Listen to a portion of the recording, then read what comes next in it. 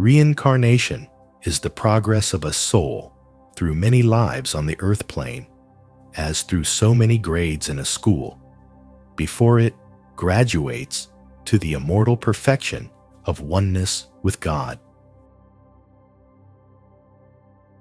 Souls that are living in an imperfect state, unaware of their divine identity with Spirit, do not, upon the death of the physical body, automatically enter a state of God realization.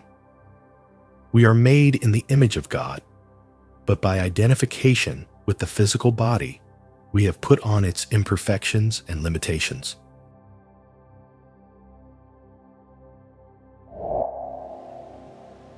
Until this imperfect human consciousness of mortality is removed, we cannot become gods again.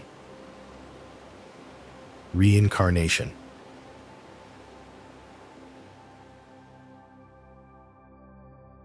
A prince ran away from his palatial home and sought shelter in a slum. As a result of intoxication and of mixing with persons of bad character, he gradually lost sight of his true identity. Not until his father found him and took him home to the palace did he remember that he was actually a prince. Similarly, we are all children of the King of the universe who have run away from our spiritual home.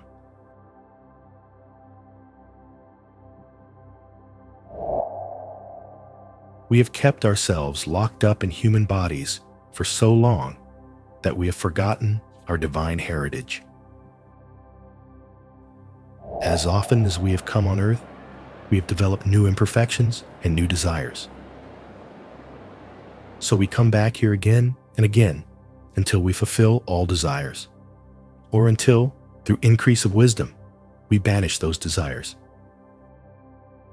We must satisfy our desires, or, by cultivating wisdom, do away with them altogether. Very few persons get off the wheel of birth and death by trying to satisfy their desires. However, it is the nature of desire that each time one satisfies it, the craving to repeat the experience simply increases its hold, unless one's mind is very strong.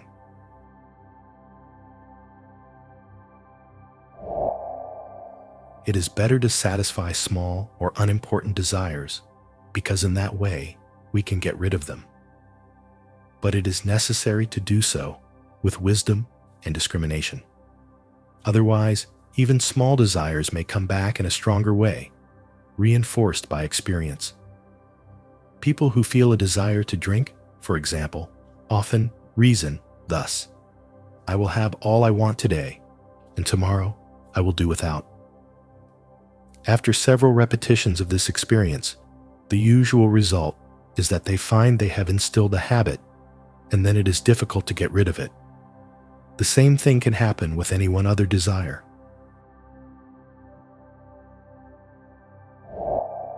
God is not a dictator who has sent us here and is telling us what to do. He has given us free will to do as we please. We hear a great deal about the importance of being good. But if we all go straight to heaven when we die, as some claim, what is the point in trying to do good while we are here? If there is same reward for everyone at the end of life, why not be a greedy, selfish person, since the path of evil is often the easiest one to take?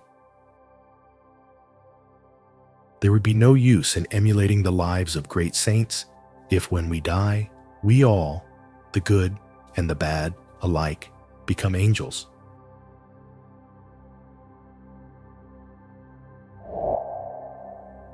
On the other hand, if God has it in His plan for us all to go to Hades, again, there would be no use in worrying about how we behave in this life.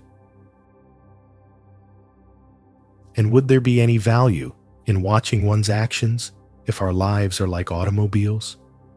Once they become old, they are cast on the junk pile, and that is the end of them. If that is all there is to man's life, there is no point in reading the scriptures, or in exercising self-control.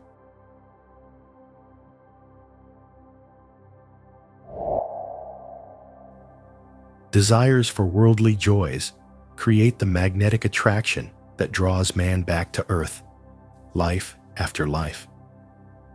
Reincarnation is no longer necessary for those who have fulfilled their desires in God.